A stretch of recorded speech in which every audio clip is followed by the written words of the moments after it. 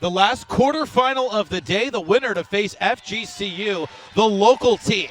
And the loser will face Delaware tomorrow night. We are ready. Iowa in the white, Purdue-Fort Wayne in the black, and right away, Hannah Amelia Bronnenschenkel. Molly Davis went behind the screen and was. The points are falling early for both teams. Do you like offense? You're in the right spot. FGCU put up over 80 in our last game, and here we go off to the races in our evening contest, 7:30 start here from Hertz Arena. This is Clark up top, 1 minute and 15 seconds in. Steps back, does not need a lot of space to operate, misses the long three, easy rebound for Davis. Around it goes. That one is good. Fades and missed the two. It's amazing this place comes to a hush when the ball is in play. They are locked into every pass and every shot, waiting to explode on an Iowa bucket. There's Stuelke getting inside, missed the first attempt. Defense really crashing hard on her. Around it goes. Marshall tees one up, in and out from the corner. Use Ball her guide hand there, her offhand to hold off the taller Kate Martin. Clark steps on the gas pedal, had it stripped. It'll regular season to Kansas State, who is in the field here at the Gulf Coast Showcase. Gonna make threes? Certainly in our night session, we've seen a ton of made threes, but you gotta love the Mastodons rising to the occasion here in Southwest Florida against Iowa. Lob inside, Stuelke will kick. Clark down the baseline, into contact, draws the foul. Something she's definitely grown into as her career has advanced. Converts on the first free throw, comes in through the first 5 games, averaging 30 points, 8 rebounds, and 7.5 assists. If you're going to nitpick any number on her stat line, so we're tied. Mastodons matching Iowa shot for shot here in the first 4 minutes. This is a falter. Clark steps back for 2. Got it! Plus the foul. Caitlin Clark. Clark. The shooter. Caitlin Clark, but every shooter. The defenders must allow that offensive player to come down without contact. Looking to extend the lead to 3, and that rattles out. Fight for the rebound, and it'll be a jump ball. And the arrow favors the Mastodon. A long 3, no good from Schweiderman. The freshman is not necessarily a post player. She does have range, but she's going to play that pull up. Sellers missed it short. Mastodons dropping back on defense, not going after the offensive boards. A falter handles, and it gets it to Clark. They post up Goodman. Martin curls through. Lost the handle on the baseline, and it's going to be out of bounds to Fort Wayne. Sellers turns. Has to kick. That is Erin Woodson throwing it away. Iowa wants to run. A falter all the way in. Missed it. Got her own miss and draws the foul. Basketball families, athletic families, when there's multiple children in different sports, the same sports, makes for competitive youth, backyard games, football games. Iron sharpens iron. As wing 3, a little bit short from Ryan Ott. So danger time here for Iowa. Or I should say for Fort Wayne, with Iowa with a chance to add to this 6-point advantage. Fearback gives it up. Marshall into the lane. The kick, and Davis tees one up. No good. Pull up from Ott. No good. Fort Wayne's doing a nice job of getting a quality shot and not crashing the offensive glass. There's a nice move in. Fort Wayne is doing a nice job of getting back to help slow the Iowa transition offense. You can't take away everything. Interior, Caitlin Clark, transition, three-point shooting. But you can try to slow them down, and that is what Fort Wayne is trying to do. Fort Wayne was dialed in from outside earlier, but as they behind the scoring area, so certainly Iowa's length is a problem for Fort Wayne. So Clark has it up top. We'll see how much they can stretch the lead here before the end of the quarter. There's a beautiful drop. The passing lane is taken away sheerly by Iowa's length. Taylor McCabe is in for the Hawkeyes. Clark drops it down low. Goodman with a lefty layup and a chance for 3. Caitlin Clark brings 2 everywhere on the floor, and eyes are up, able to make that little dump down. Some good touch to put that one softly into the hands of Goodman. When you're that close together, you can't fire it as hard as you. Pass ahead, Goodman getting down the court, waits for her teammates and kicks. Bounce pass to a Falter. Good move inside, draws the foul. As a Falter lines up the free throws. Misses that one. Knocked down a pair a few moments ago, but misses the first one here. 9 players already used by Lisa Bluter. 8 already in for the Mastodons. From Schwieterman. And that's the mismatch. Schwieterman is not really a 5. She's playing the 5 today, but she's got great range, and that's going to force Hannah Stuelke.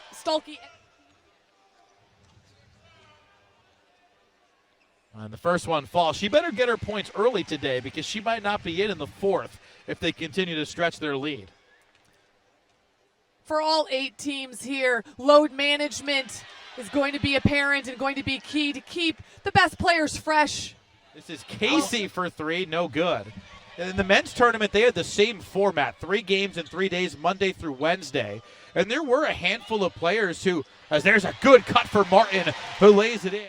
Couple second differential here, but the veteran leadership here for Iowa, they're going to look for the last shot of this first quarter. Clark, a lot of dribbling, working the shot clock down to about 12. Now she'll go, fires it to the back door. Extra pass, Clea Casey coming in for the strip. And then her pass gets deflected. 4 seconds, here comes Clark. Ahead to Stuelke at the buzzer. It's good! Transition bucket. We are in for an absolute treat. Clark, here we see Hannah Stuelke coming, finishing 3 days in a row as Martin sends it in. A 10-point lead for Iowa as they have scored 30 in the opening quarter. And now we're seeing a box and 1 here by Fort Wayne. Kate Martin using her strength attack. For Erin Woodson. Stuelke running the floor, lays it in. They will beat you down over the defender, Drew Iron. Clark wrestles away the rebound.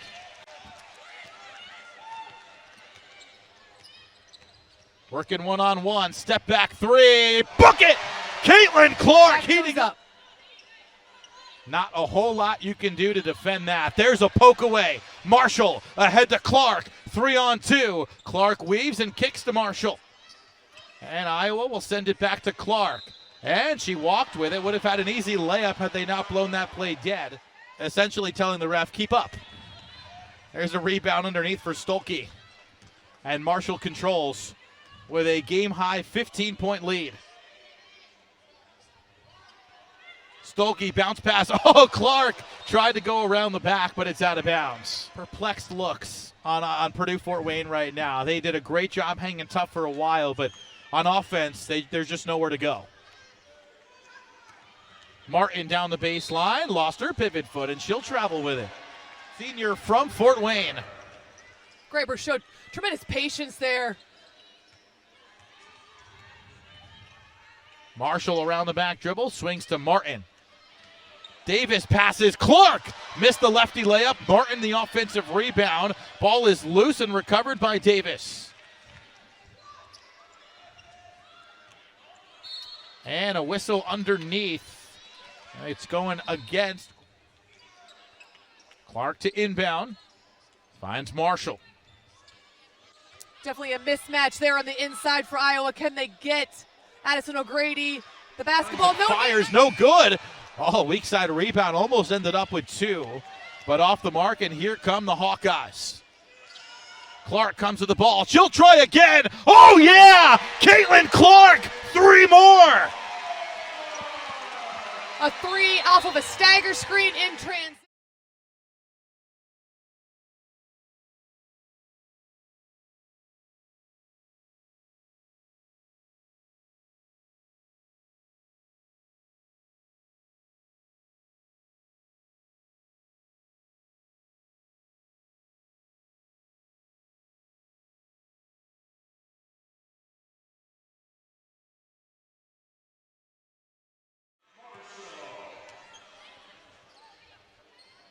There's a drop down, low post. And now a kick. Marshall pulls up. No good. And Clark brings it up. Iowa fans getting rowdy. There's the lob inside. O'Grady kept it in. Corner three to Strong. But an offensive rebound. Ball is loose. Knocked around, and here comes Clark. Fires up ahead. O'Grady is there for the two. Now with 6. Clark curls. Emerson on her. Shifts directions, and we've got a hand check called on Emerson.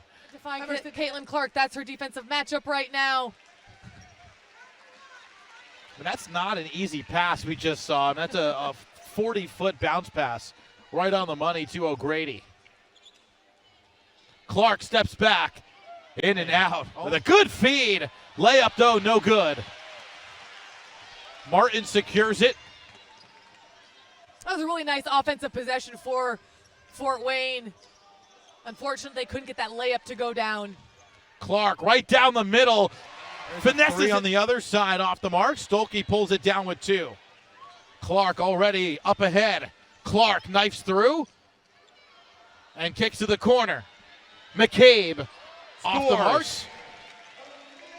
I've been impressed with Bromanchenko's mentality. She has not backed down to the challenge on the offensive end of scoring against a much bigger defender. Martin. Bromanchenko has a fantastic touch. She showed us how she can use her pivots. Here she's playing post defense against a much stronger, taller Hannah Stuelke.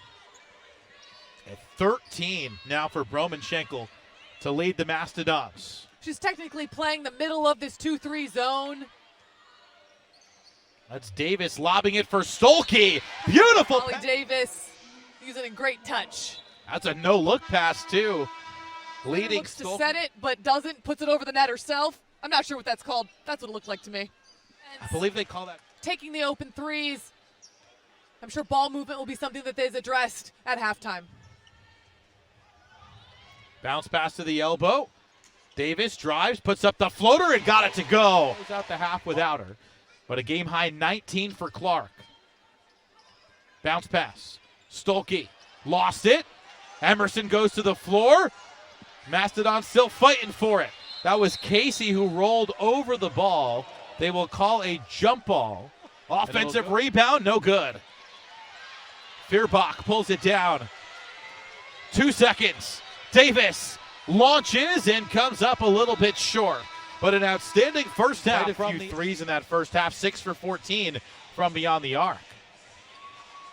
This is the most lopsided halftime score we've had today, John. And both squads now are playing to their standards. What are their offensive and defensive principles? What are things that they can control to put them in a better position for tomorrow?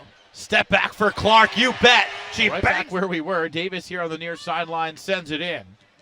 With Kate Martin, the graduate guard, at the controls. Clark comes to the ball, pulls up for 3. Oh, yeah, again. Caitlin Clark fading away, drains it. And a timeout right away from the Mastodons. She's got fans that come out from that local area. A lot of the folks here coming to see Caitlin tonight are probably from this area. I give Caitlin Clark a lot of credit. She has stepped into the role model for young girls. She's done it with grace. She sticks around, signs autographs. She's got a lot on her shoulders on the court and then being the spokesperson for the women's basketball team, but also empowering young girls. As Sellers had it blocked, and Stuelke rises high. 7 assists already for Clark. Fort Wayne today. Inside, outside. Yeah, some early threes from some other people, but since then, Bromanchenko has led the way. 16 points for Purdue-Fort Wayne. Clark gets inside, had it blocked. They're going to get Sellers on 3 for 5 at the line today. Makes the first. So many of her shots, Marin, are just straight through. That perfect splash of the net. As that one drew a little bit of iron. Wild hook shot did draw iron. Ball gets knocked around, and Stuelke secures it for the Hawkeyes. Clark up ahead. Marshall open, short. This is Martin, dishes inside. Easy lay-in for Stuelke from inside 10 feet. Battle for the rebound. Stuelke wins the battle. Clark with it. Long three from nearly the logo. Not that time. And an offensive rebound for Davis as it was poked out by the Hawkeyes. Davis is looking for the interior pass, able to find Stuelke, unable to finish. She takes a breather. Clark gets the through the legs pass. Open in the lane, got fouled. Caitlin Clark going back to the free.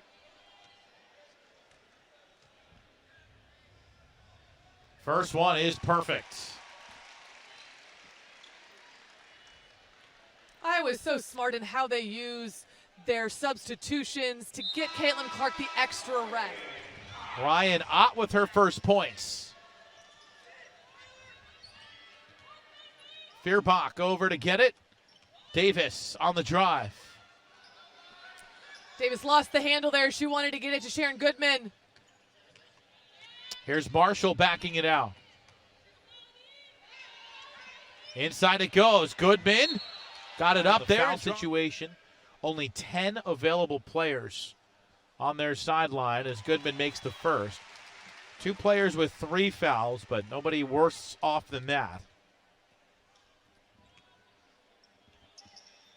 As Goodman misses the second. Off the mark, rebound to a falter.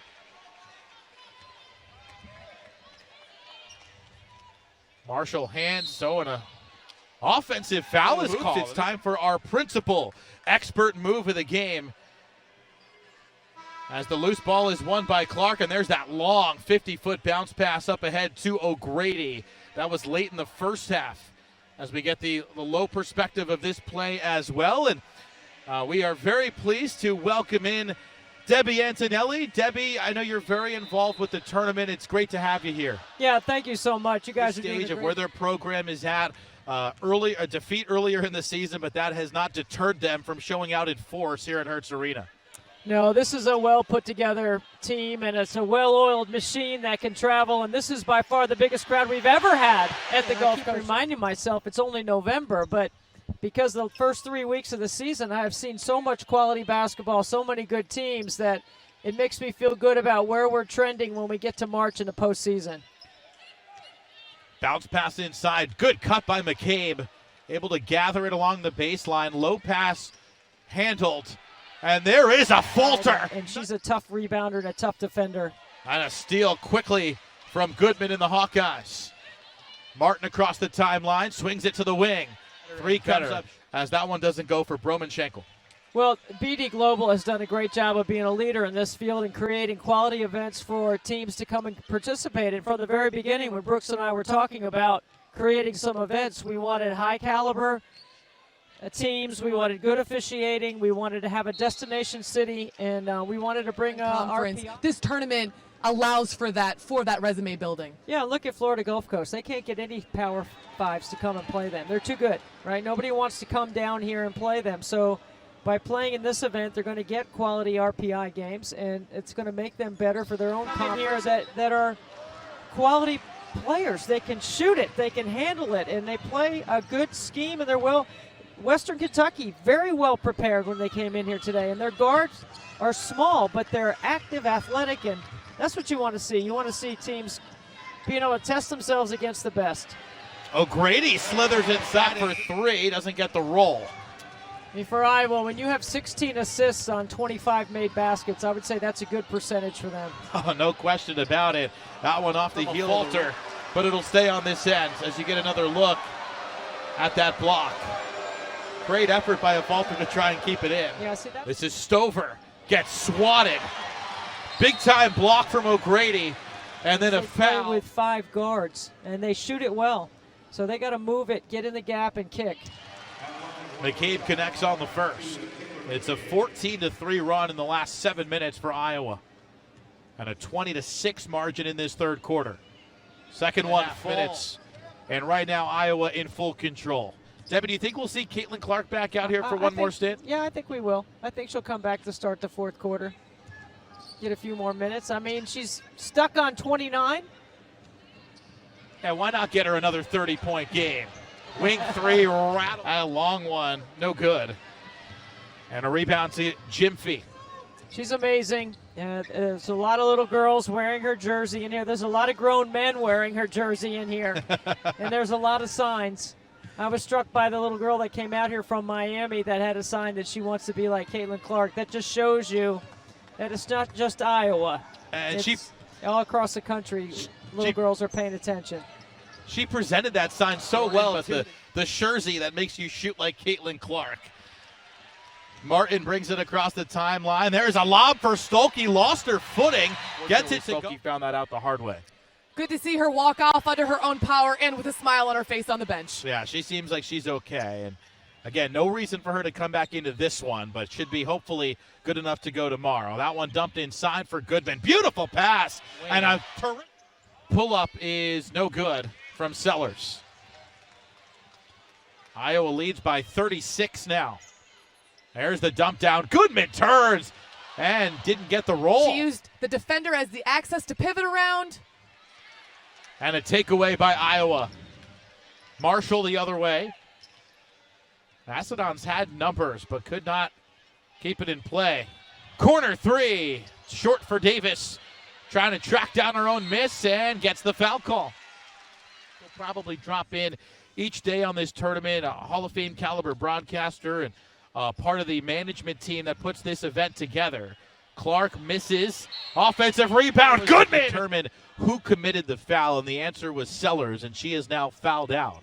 As Goodman converts on the free post-game interview with the Hawkeyes. As Goodman pulls down that rebound, Clark trying to save it. So Caitlin Clark gets another stint on the court here, although there's 3 subs coming in shortly. Clark at 29, as Debbie said, just trying to break 30 to add another one of those games to her ledger. There's a wing. In their shooting pockets, on time, on target. A chance for a double-double with assists for Clark if she can get 2 more. There's a good feed, an extra pass, and Goodman lays it in. To make this Iowa team even deeper. It is a season low 22 minutes tonight for Caitlin Clark. That's the one category where she would gladly take it being a season low. 1 less minute than she played against Fairleigh Dickinson in the season opener. And still scored 29, so more points than minutes for Caitlin Clark. This is Marshall crossing over into the lane, lost her footing. That ball goes out of bounds. What fundamentals can they shore up that will make tomorrow just easier for them as they're continuing to build? Yeah, Blue Hens are a solid team. We just saw them here in the previous game. Quarter here for Purdue-Fort Wayne.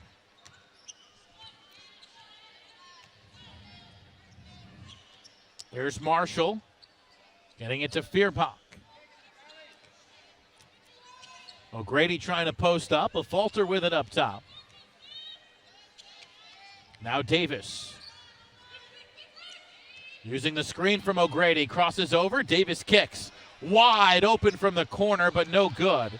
And an offensive rebound for a falter. It's important for Fort Wayne to find a little rhythm here at the end of the game. And a foul is going to be offensive. Yeah, no question. Purdue-Fort Wayne in this half shooting just 4 for 25. That is 16%. I almost think for most of that first quarter. McCabe hoists up the 3 and caught it. 2 ranked teams. Kansas State, who won by double digits today against Western Kentucky, against UNC, as McCabe's 3 will not count. We've got an offensive foul before the shot. It's different playing against the mid-major teams. However you want to say it, coaches don't always want to admit it, but it's just different. And so UNC is going to be tested with Ayoka Lee and her dominance right into the game, scoring immediately. That one's knocked away. Oh boy, these reserves from Iowa playing at the same level as Ediger knocked it away. But those are some good points, I think, depending on what poll you look at.